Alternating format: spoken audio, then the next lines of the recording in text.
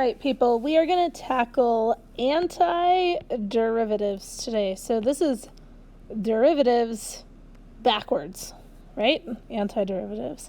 So this actually introduces the whole next level of calculus. So here's what we're going to do. We're going to go backwards, okay? We're going to take numbers and we're going to move the opposite direction. Okay, so like for example, let's say, what do we know now? So if we know that f of x is x squared, right? And right now we know that the derivative, f prime, would be 2x. So this is a derivative, right? Derivative. An antiderivative goes the opposite way, all right? Antiderivative. Why do I keep spelling that wrong? Jeez. Antiderivative. All right. So we know that we've been writing this like d dx x squared equals 2x. That's a different type of notation. We are now going to go the opposite way.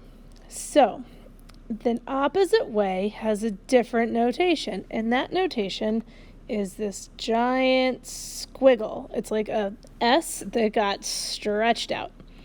And using this example, we would say the antiderivative of 2x, and then we end with dx, would be x squared. Okay, so this is our new notation. But we have an issue. Issue. Stars. We have an issue. Let me ask you this. What is the derivative of x squared plus 4? It's 2x, right? And what is the derivative of x squared minus 12? Still 2x. Do you see the problem we're getting here? These numbers at the end, these constants, what's their derivative? 0, right? Like we don't add anything here. We don't know. So this is a little shady. They both have the same answer, even though they were different problems. So because of this, come back up here. If I ask you to take the antiderivative of 2x, it's going to be x squared, but it's potentially plus some sort of constant. So to mitigate that issue, I'm going to write plus c. And that's going to be my answer. Because I don't know and I can't predict what number could have possibly been there. So instead, I'm just going to say any number.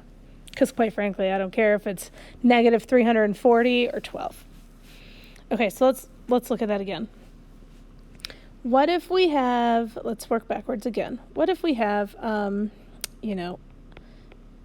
f of x equals 2x cubed. The derivative of that would be 6x squared.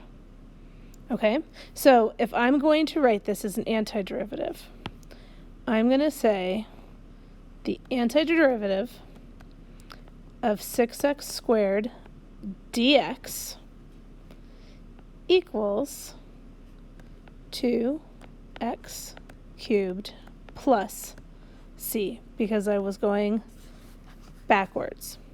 So do you see here? Here is my notation, this long squiggly thing, and the dx, okay? And then you always have to put plus c. So what you're really doing here is asking yourself, you look at this 6x squared and you say, what is this the derivative of? Okay, so that's what you're really asking yourself. What is this the derivative of? And you're going to come up with 2x cubed. So the next thing we need to ask ourselves is, it was obvious because we had numbers behaving themselves and we found the derivative first. But what if we didn't have this piece? How could we just go from here to here? What pattern is happening? Like, how do we build a relationship between this 2 and this cube? We added 1. And what's the relationship between this 6 and this 2? What did we divide by? How did that work? So, here's the formula. The derivative of n to the x dx, okay, so the derivative of n to the x equals, equals x to the n plus 1 over n plus 1 plus c. Okay? So let's compare and see if that makes sense. So n was green. Okay? N is green, n is green, n is green. Over here my n was 6. Okay, so if I follow this one, here, let's do this. Let me erase this. Okay, so here I had n to the x. Okay. So my n here is my 6x, right? Okay. So I'm going to take that and I'm going to say x n to the 1. All right? So that means I'm going to say 6x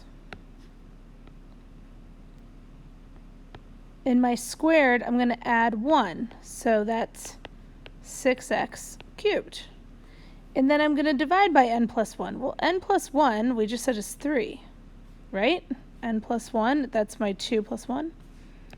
So what's 6 divided by 3? 2x to the third. Boom. I knew that. You with me? Okay, let's try another one. What if we've got this? Okay, so let's say we've got the antiderivative, 3x squared plus 2x plus 1 dx. Okay, so we're going to have to use sum rule here too. So what is this? All right, let's start with this first, 3x squared. So we're going to take our exponent and we're going to add 1 to it. All right, that's going to give me x cubed. I'm going to divide by that cubed, that 3. And I have a 3. That didn't change. My 3x squared became 3x cubed divided by my exponent. So all you're really doing is taking your exponent, adding 1, and then dividing by that exponent. Okay? Let's do the same thing here. What's the exponent that exists is 1. So if I add 1 to it, I get that squared, and I'm going to divide by 2. So this is going to give me 2x squared divided by 2. Okay, what about this 1? This 1 has an x to the 0, right? So I'm going to add 1, and then I'm going to divide by that 1. So I'm going to have 1x to the 1 divided by 1. Then what do we always end with? Plus c. Okay, so clean this thing up. 3 cancels, x cubed. 2 and 2 cancel, x squared. 1 and 1 cancel, x plus c. And that's your answer. Now, this is a good time to tell you that another more proper term for antiderivative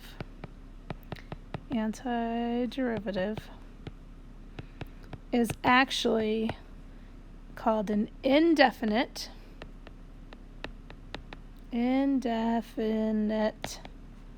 integral. Okay? And integrals are our jam. Okay? They're going to be your new best friend in university. These are indefinite integrals. you can also have a definite integral, which are like super popular. But either way, they're both integrals. And this long stretched out S is the integration sign. So if we're using integrals, then we're going to integrate a function, and that process is integration, to integrate to find the integral, okay? So we just found the indefinite integral of 3x squared plus 2x plus 1, and it was x cubed plus x squared plus x plus c. Okay, let's try another one. See how we do. All right. What is the indefinite integral of 3x to the 4th plus 5x minus 6 dx? Okay, now remember, we're going to add 1 to our, what's this thing called? An exponent. We're going to add 1 to our exponent, and then we're going to divide by that number. So let's go. 3x to the 4th divided by 4. So 3x to the 5th divided by 5. Okay, plus 5x to the 1. So that's going to be 5x squared divided by 2. Okay, our 6 is going to get a what? It's going to get an x plus 6x.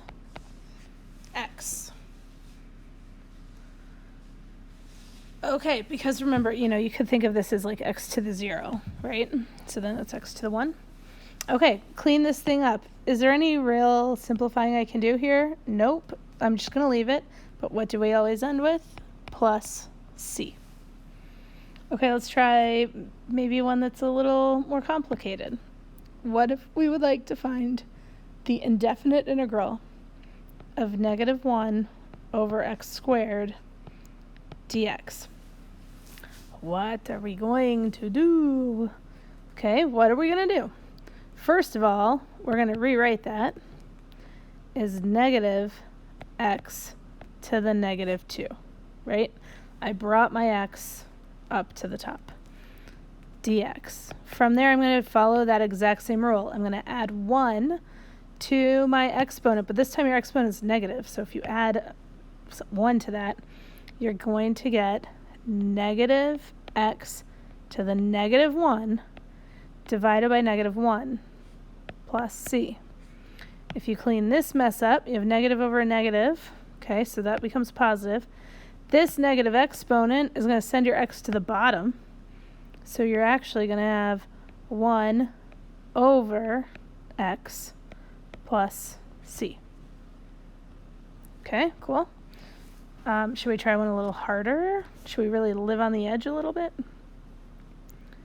Okay, what if we want the indefinite integral of 3/2 x to the 1/2 plus 7 dx? Okay, same deal. We are going to add 1 to our half. Well, what's half plus 1? Remember, 1 is the same as like 2 over 2, right? So that's 3/2.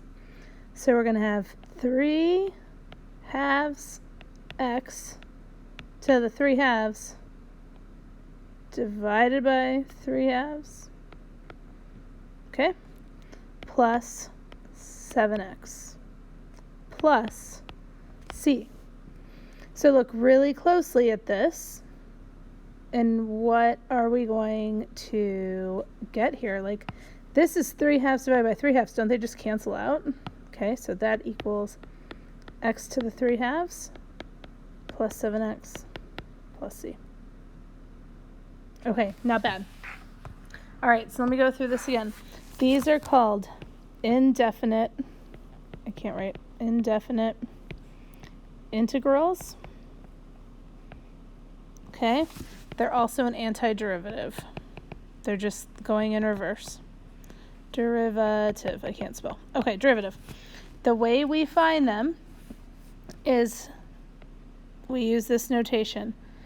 the integral of n to the x dx equals x to the n plus 1, so you're just adding 1 to your exponent, dividing by that exponent, and then adding c, because the derivative of any constant is 0. Okay? This is what we call the reverse power rule. Okay? And don't forget that the integral of any constant, so the integral of any constant equals the constant with an x, right? Like the derivative of 7, or the antiderivative of 7 is 7x.